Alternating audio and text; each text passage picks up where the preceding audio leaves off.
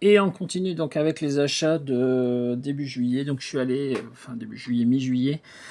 Donc là, j'ai récupéré tout ce qu'il y avait que je voulais pour le mois de juin, pour le mois de juillet. Donc encore la pile de lecture qui s'étoffe.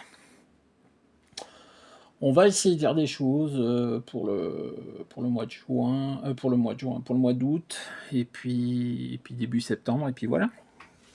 Alors, ce qui va tout en bas de la pile, Rook Exodus.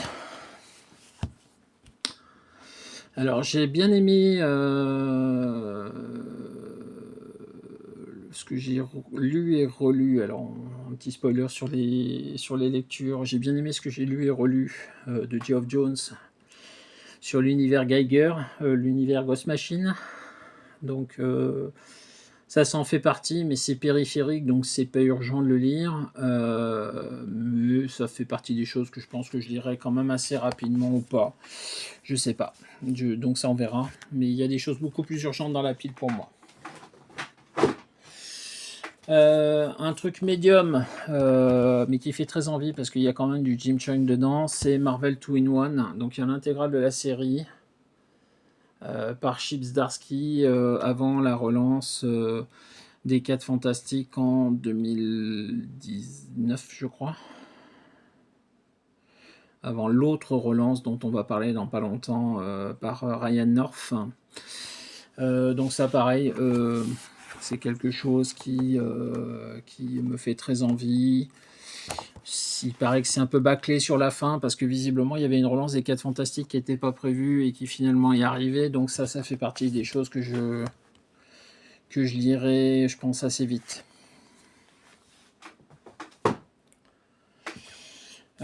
Justice League Unlimited, donc ça pareil, ça fait partie des choses qui suivent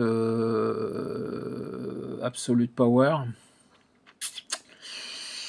Je vais dire Absolute Power, je me mettrai là-dedans. Après, Mark Waid, Dan Mora, j'adore Batman, Superman, World Finest, donc il n'y a pas de raison que ça me plaise pas normalement. Du Bendis que j'ai pas lu, Iron Heart. Bon, il paraît que c'est pas génial. Stefano Caselli au dessin. C'est ressorti suite à la sortie de la série télé que je n'ai pas encore vue. Il faudrait que je jette un œil.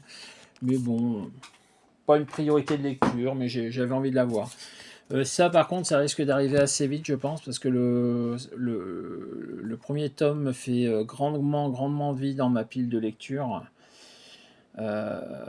J'ai décidé d'attendre, pareil, mes vacances de cet été. Ça fera peut-être partie de ce que j'emmènerai dans mon sac en voyage, contrairement à mes omnibus qui, eux, vont rester à la maison. Mais ça fait partie de mes lectures, je pense, de cet été en voyage, parce que les 2 tomes de Holman Logan me font très envie. Un truc qui me fait très envie aussi, même si la période que j'avais adorée a touché à sa fin, la période World Sport Show, donc la nouvelle intégrale Punisher. Donc là, on va de l'épisode 24 à l'épisode 32. Il y a l'epic graphic novel Return to Big Nothing. Il y a le Marvel graphic novel Intruder, ainsi qu'une histoire courte issue du classique Punisher 1.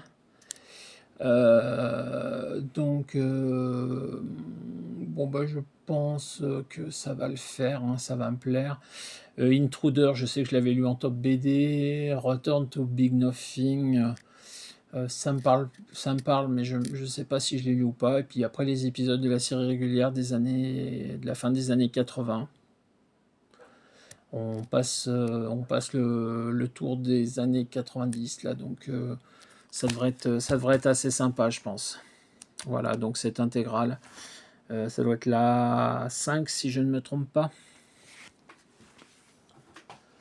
Bon, ça j'ai pris parce que tout le monde en disait du bien, donc j'ai envie de voir. Mark Waid Reeves Samney, Batman et Robin année 1, donc c'est une histoire complète en 2 tomes.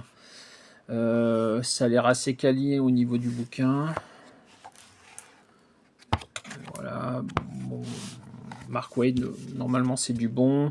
Chris Samney a une bonne réputation, même je suis pas trop fan. J'espère un truc un peu dans l'esprit du dessin animé des années 90, donc on verra bien. On parlait de relance des 4 Fantastiques, donc là on a la relance des années 2023-24, donc j'ai le tome 1 que j'avais pas pris en début d'année, j'avais hésité, quand je me suis finalement décidé, ben c'était trop tard, donc là il est réédité pour la sortie du 2, donc là j'ai le 1 et le 2. Ça fait partie des choses que là aussi je pense que je vais lire assez rapidement, mais c'est pas prioritaire. Je pense qu'il faut que je sois au point pour la sortie de l'événement de fin d'année, Un monde sous Doom, mais là tout de suite, il y a le temps.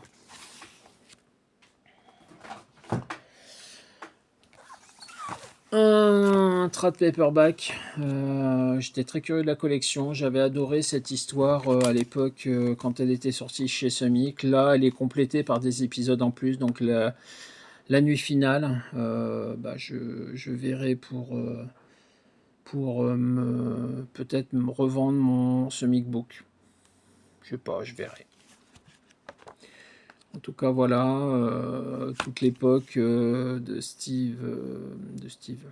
Hal Jordan en parallaxe avant son grand sacrifice pour sauver la planète.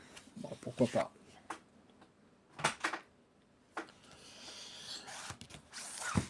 Venom War, le tome 3, donc pareil, pas prioritaire du tout. Faut que je rattrape tout ce que j'ai en retard de Venom. Bon, on en parlera tout à l'heure sur mes lectures, mais je pense que quand je vais me lancer, je vais pas m'arrêter, parce que si je m'arrête, je sais que je reprendrai pas, je pense. C'est très très compliqué de se motiver sur ce que Halloween a fait. Et je pense que comme beaucoup de monde, après Venom War, je vais arrêter parce que voilà quoi. Le deuxième tome de Berserker Bloodline. Donc là aussi pareil, hein, j'ai pas lu le premier, ça fait partie des choses qui font envie, mais sans plus, donc c'est pas une priorité. Donc bah, on va lire hop, là, le 1 et le 2 en même temps. Faux mouvement, désolé. Hop. On va lire le 1 et le 2 en même temps, et puis voilà quoi.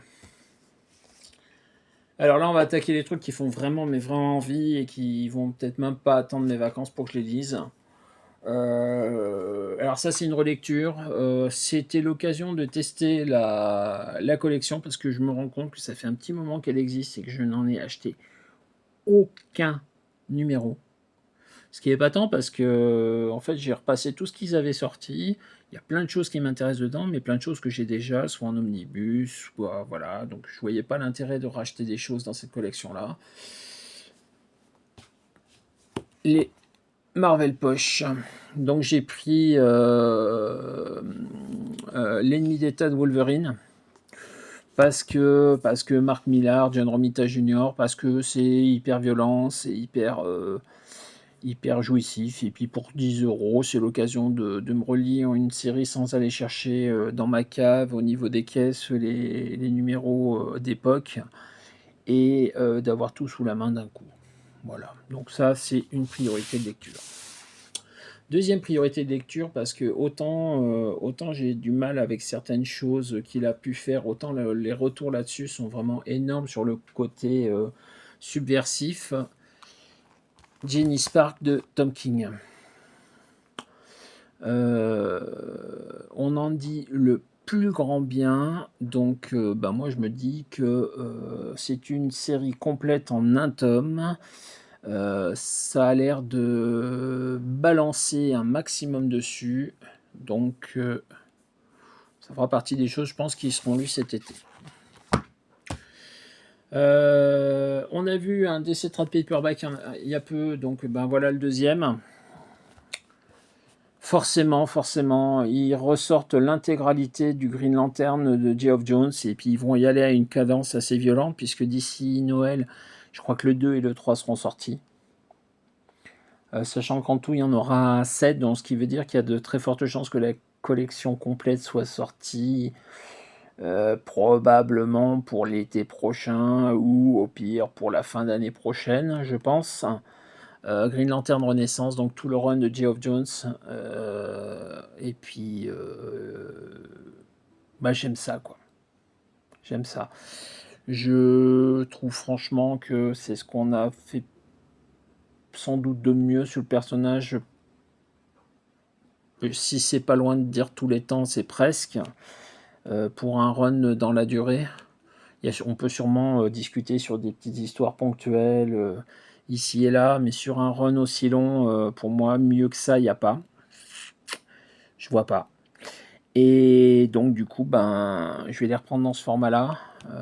J'espère que la collection sera suffisamment solide pour qu'il reste dans un bon état pendant très longtemps. Et puis, si jamais c'est pas le cas, je pense que à terme, je craquerai. Et ça sera un achat probablement en absolute US ou voire en omnibus. Parce que franchement, ça mérite. Et puis je pense que j'ai pas encore lu les Green Lantern Corps qui vont en parallèle, donc ça va être la très bonne occasion de lire les Green Lantern Corps en parallèle pour profiter pleinement des synergies entre les deux séries. Voilà, donc je pense que là pour le coup, je vais peut-être attendre vraiment la toute fin de l'été pour le lire, de façon à ce que quand je l'aurai fini, le suivant soit sorti, de façon à ce que j'ai pas de trou entre les deux, parce que je pense que je vais trépigner, ce qui serait stupide, puisque je connais la suite, hein, bien évidemment. Mais là, bon, c'est les épisodes en plus du début, donc le retour de Hal Jordan, après qu'il ait été le Spectre, le retour de Green Lantern Corps, le retour de beaucoup de choses, la mise en place de beaucoup de choses sur ce qui va se passer jusqu'à Blackest Night. Donc je pense qu'il faut très très sincèrement que je le savoure petit à petit et pas que je me jette dessus comme un sagouin, parce que je pense que sinon je vais le dévorer, je vais le regretter. En tout cas, ça fait partie des lectures que j'ai envie de faire très rapidement. Lecture que j'ai envie de faire très rapidement aussi, le 3e tome de Clementine. Je pense que je vais pas le lire tout de suite, je pense que je vais relire le 1 et le 2 d'abord. Parce que le 1 m'avait laissé une impression moyenne, le 2 m'avait laissé une impression très très favorable. Et vu que la conclusion va être là-dedans, j'ai vraiment envie de tout me refaire d'un coup. Je pense que les 3 tomes sont lisibles sur un jour ou deux, donc ça devrait se faire très facilement à un moment de trou tranquille, même si j'en ai pas trop en ce moment. Et je pense que là, le fait de lire les 3, ça va le faire. Là. Et enfin, pour finir, un truc qui partira pas en vacances, un truc forcément que j'ai déjà plusieurs fois, mais il le sortait en omnibus, donc avec des compléments que j'avais pas. L'omnibus, le gant de l'infini.